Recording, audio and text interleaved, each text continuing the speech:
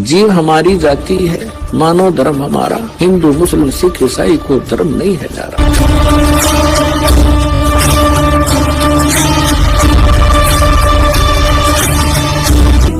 ब्रह्म तक तो बुद्धि थी नहीं धर्मदास जी जैसों की, वो तो शिव जी और विष्णु जी श्री कृष्ण जी तक सीमित थे।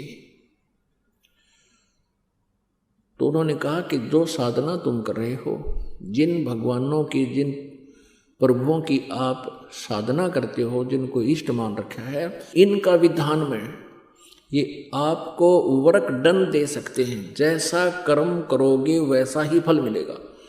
आपके पुण्य अलग लिखे जाएंगे और पाप न्यारे दोनों अकाउंट पैरेलल चलेंगे, ओपन रहेंगे।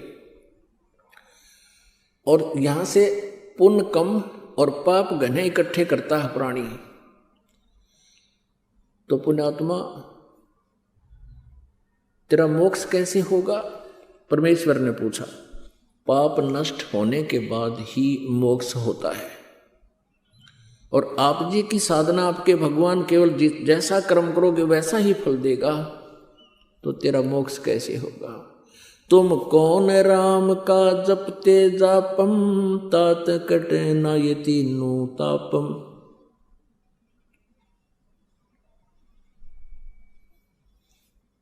अब जैसे भी कर्म करोगे वैसा फल तुमने भोगना पड़ेगा, ऐसा आप जी के भगवानों का विधान है। लेकिन पूर्ण परमात्मा परम अक्षर ब्रह्म कबीर देव जी की एक परम शक्ति है, उनके पास एक वीटो पावर है, वो सुप्रीम परमात्मा है, परमेश्वर है। उनका जो सतनाम का मंत्र है, जब ही सतनाम हृदय धर्यो, भयो पाप को नाशे, जैसे चिंगारी अग्नि की भाई पड़े पुराने घास। तो 1000 टन सूखा घास पड़ा हो कहीं पर, और उसमें एक माचिस की सीख जला के प्रज्वलित करके उसमें लगा दे, पूरे उस सूखे घास को फूंक के राख बना देगी। और आवेगी तेज आंधी, उसने कितने की कितने पटक देगी ठाक है, यानी कति क्लियर फील्ड हो गया। पुण्यात्मा, ऐसे हम मोक्ष प्राप्त करेंगे। तो जैसे साधना हम करते थे पहले सत साधना के अतिरिक्त, तो उसमें हमें दोनों ही पुण्य और पाप दोनों भोगने पड़ते थे। और अब जो साधना हम करेंगे इसमें हमारे पुण्य बचे रहेंगे, पाप नाश हो जाएंगे। जैसे अब एक औषधि चल गई है, फसल में डाल देते हैं, वो घास को, खरपतवार को जला देती है, नष्ट कर देती है, फसल को हानि नहीं करती, फसल सुरक्षित रह जाती। ये जो साल्ट था, औषधि थी, ये पहले भी थी, लेकिन इसकी खोज नहीं कर सके थे, अब उसकी खोज होगी। इसी प्रकार ये सतनाम पहले भी हमारे सदग्रंथों में, कोड वर्डों में था। अब परमेश्वर कबीर देव जी की रजा से इसकी खोज होगी। करवाने वाले परमात्मा ही होते हैं। आज उस जड़ी की खोज होगी, ऋषिदास के पास है, इस विश्व में 21 ब्रह्मांड में किसी के पास नहीं। तो अब उस जड़ी का प्रयोग करेंगे हम, हमारे पाप नाश हो जाएंगे और पुण्य बचे रह जाएंगे। तो इन पुण्यों का जो प्रतिफल हम यहां नहीं लेंगे, क्योंकि हमारा उद्देश्य, हमारा टारगेट सतलोक जाने का होगा। इस काल के झूठे सुख का हम कोई आशा नहीं करेंगे, झूठे सुख की इच्छा नहीं रखेंगे। तो फिर अपने आप हम सतलोक जाएंगे, जहां आशा ता बासा होई और मन कर्म वचन सुमरियो सोई। गीता जी अध्याय नंबर 8 के श्लोक नंबर 6 में कहा कि अर्जुन, ये नियम है, अंत समय में जब ये प्राणी शरीर त्याग कर जाता है, उस समय जिस भी भाव में भावित रहता है उसी को प्राप्त होता है। और फिर कहता है गीता ज्ञानदाता के, गीता जी अध्याय नंबर 8 के श्लोक नंबर 5 और 7 में, कि तू मुझ में भाव वाला बन और मेरा भजन कर, मेरा स्मरण कर और युद्ध भी कर, तो मुझे ही प्राप्त होगा। फिर गीता जी अध्याय नंबर 8 के श्लोक नंबर 8, 9, 10 में तुरंत 3 मंत्रों में स्पष्ट किया है कि यदि तूने उस परमात्मा के पास जाना है तो उसकी भक्ति कर, सच्चिदानंद घन ब्रह्म की, उस दिव्य परम पुरुष की, परमेश्वर की भक्ति कर, तत्वदर्शी संत से उसका ज्ञान प्राप्त कर।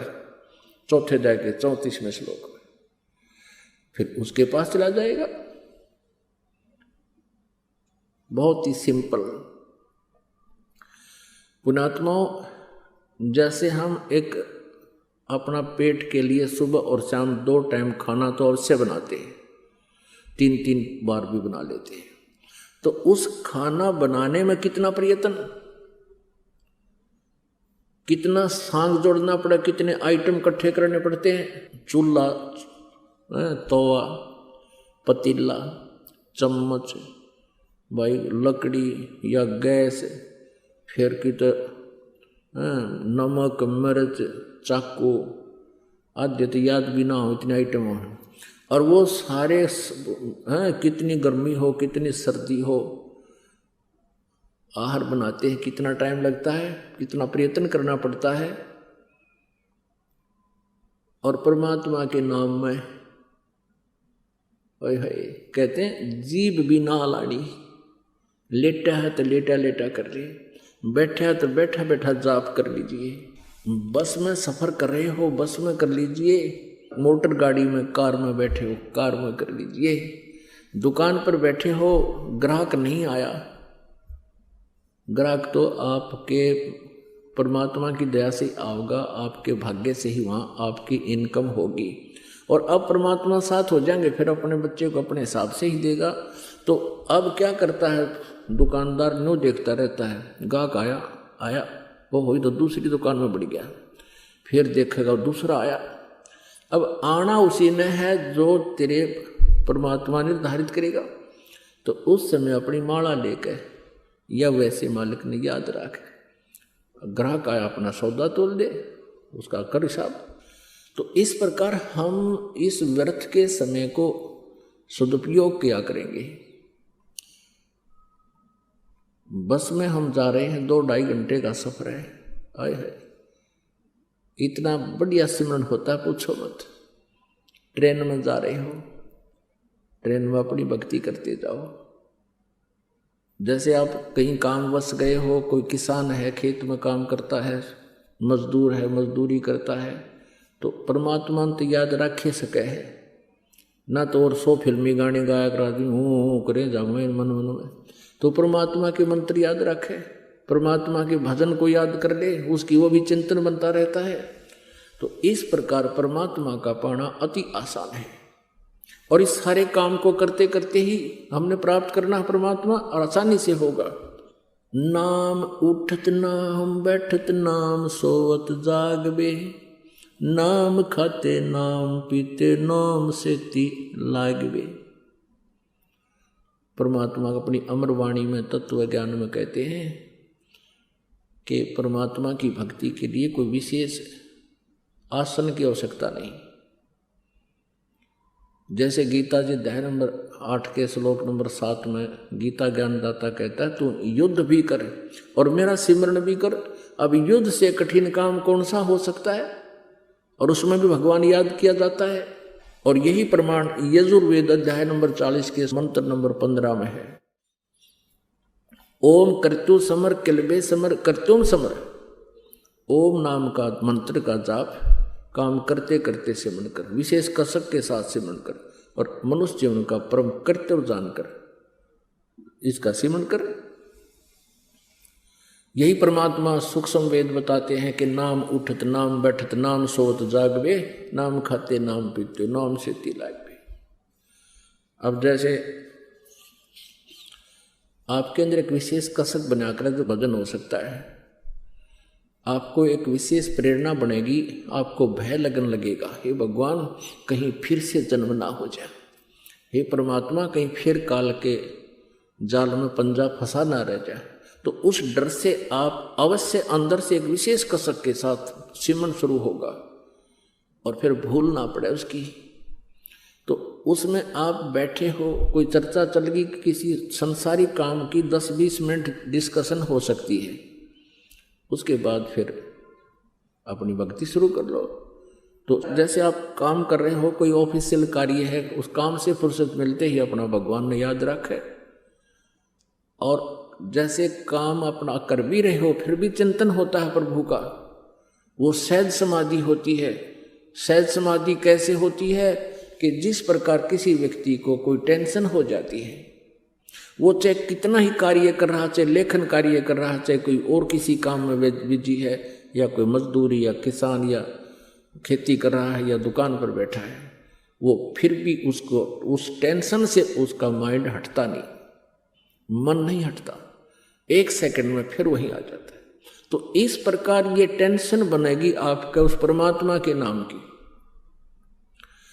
तो उसमें आप बैठे हो, बैठे बैठे सिमरन करते रहो, और सोने से पहले आप लेट गए, लेट के सुमन शुरू कर दो, श्वास उश्वास का, सतनाम का, और मन माने सपने में भी वो सुमन आपका प्रारंभ रहे, क्योंकि जितना आपका अभ्यास बढ़ जाएगा वो भी उतना ही स्वप्न में भी आपको परमात्मा के सपने आने शुरू हो जाएंगे, सोते समय भी। तो इस प्रकार हम परमात्मा को पाएंगे।